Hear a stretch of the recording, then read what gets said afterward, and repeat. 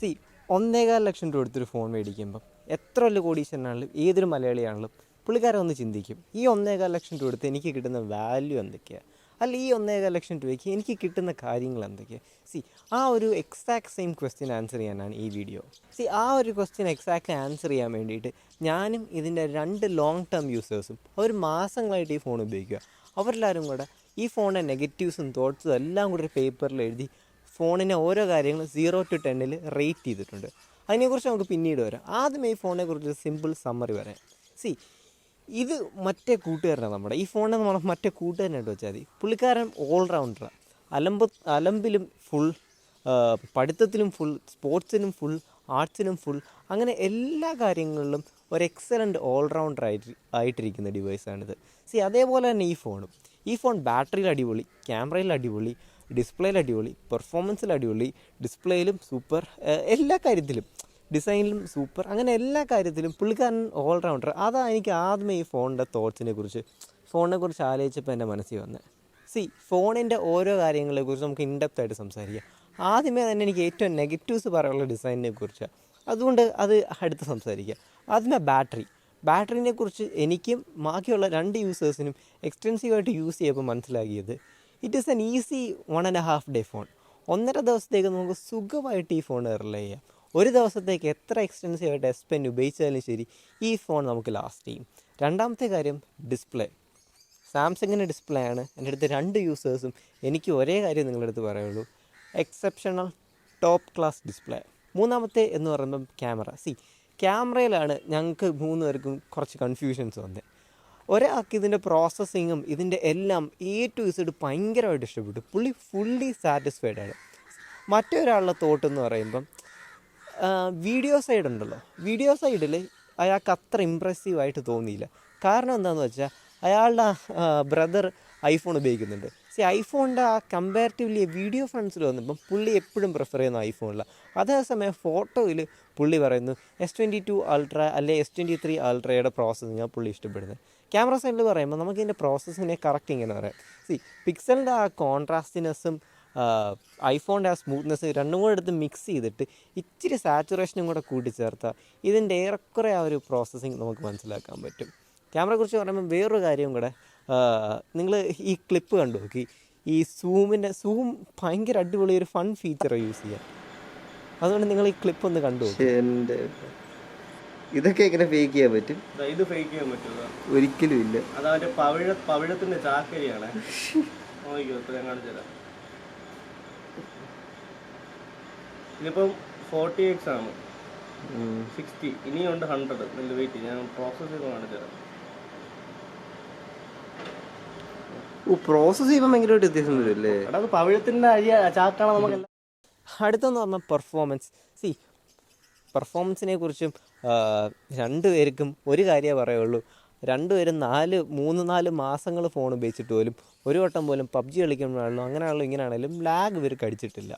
അത് അവർ 2 പേരും എടുത്ത് പറഞ്ഞ് പെർഫോമൻസിൽ 2 പേരും 9.5 സാറ്റിസ്ഫൈഡ്. അതുകൊണ്ട് അതിനെക്കുറിച്ച് കൂടുതൽ സംസാരം ഇവിടെ വേണ്ട. സോഫ്റ്റ്വെയറിനെ കുറിച്ച് പറയുകയാണെങ്കിൽ 2 പേരും പറഞ്ഞിട്ടുള്ള, ഒരാൾ അപ്ഡേറ്റ് ചെയ്തിട്ടുണ്ട്, ഒരാൾ അപ്ഡേറ്റ് ചെയ്തിട്ടില്ല. അപ്ഡേറ്റ് ചെയ്തിട്ടുള്ള ആളും അപ്ഡേറ്റ് ചെയ്യാത്ത ആളും ഏറെക്കുറെ 2നും ഒരേ സ്കോറാണ് കൊടുത്തത്. 2 പേരും പറഞ്ഞ് ഇത് സോഫ്റ്റ്വെയർ ഭയങ്കര ഒപ്റ്റിമൈസ്ഡും ഈ കുഞ്ഞു നീഷസ് ഉണ്ടല്ലോ. ഇപ്പം ഫോർ എക്സാമ്പിൾ നമ്മൾ ഫോൺ അണ്ടർ വാട്ടറിൽ പോകുമ്പം ഒരു അണ്ടർ വാട്ടർ പോളറൈസർ എന്ന് പറയുന്ന ഒരു ഫീച്ചർ എനേബിൾ ചെയ്യണമെന്ന് ചോദിക്കും.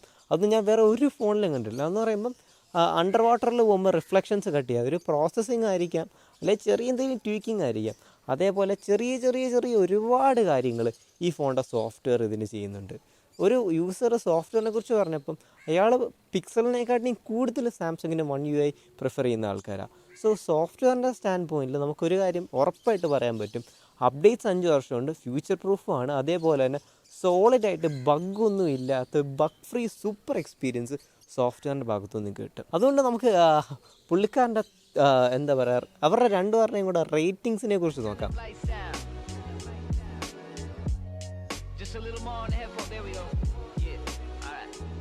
രണ്ടുപേരും കൂടെ റേറ്റ് ചെയ്തൊക്കെ ബാറ്ററി 9, ക്യാമറ 8.5. അതിന് അതിൻ്റെതായ കാരണങ്ങളുണ്ട്. Performance 9, software 9. ഡിസൈനിൻ്റെ ഭാഗത്തോട്ട് വരുമ്പോഴാണ് 2 പേരും 6.5 റേറ്റ് ചെയ്തിട്ടുള്ളത്. രണ്ടുപേർക്കും എനിക്കും കോമൺ ആയിട്ട് ഭയങ്കര കോമൺ ആയിട്ട് ഉള്ള മെയിൻ പ്രശ്നമാണ് ഡിസൈൻ.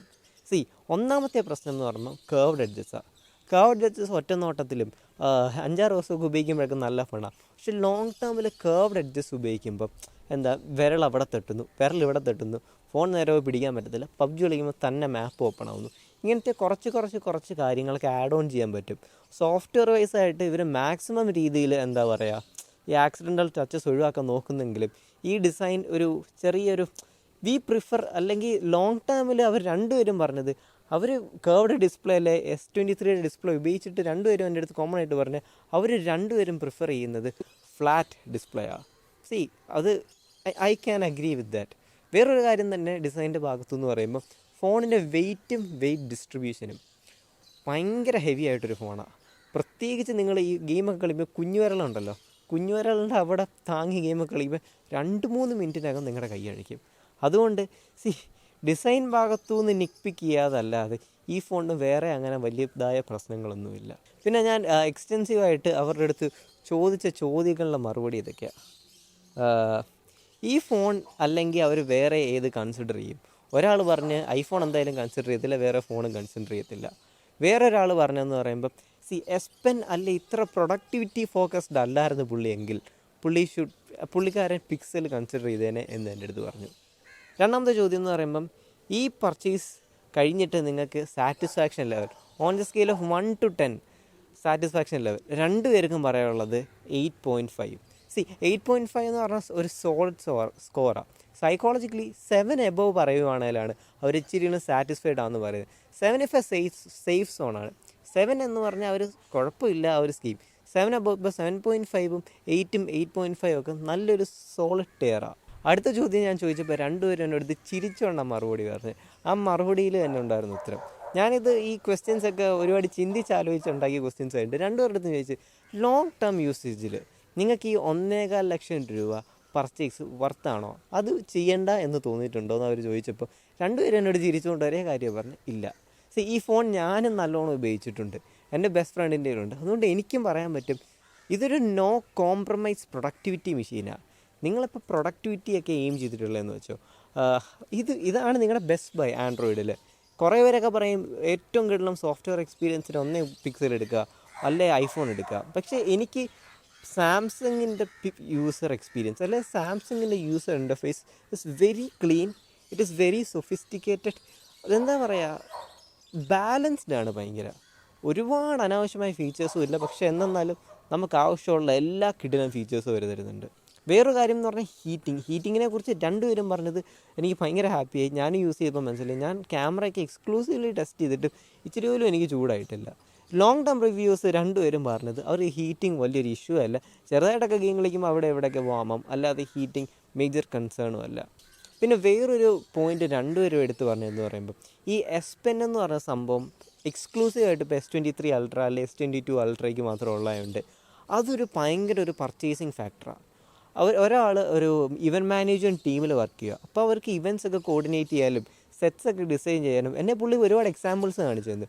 പുള്ളി ജസ്റ്റ് ഫോണിൽ റഫ് ഫിഗേഴ്സ് വരയ്ക്കും, എന്നിട്ട് അത് അതിനെ ബേസ് ചെയ്ത് അവരുടെ അടുത്ത കാൽക്കുലേഷൻസും അടുത്ത പരിപാടികളൊക്കെ. അങ്ങനെയുള്ളൊരു പ്രൊഫഷണൽ ഫീൽഡിൽ എസ് പെന്നിനെ കോമ്പീറ്റ് ചെയ്യാനൊന്നുമില്ല.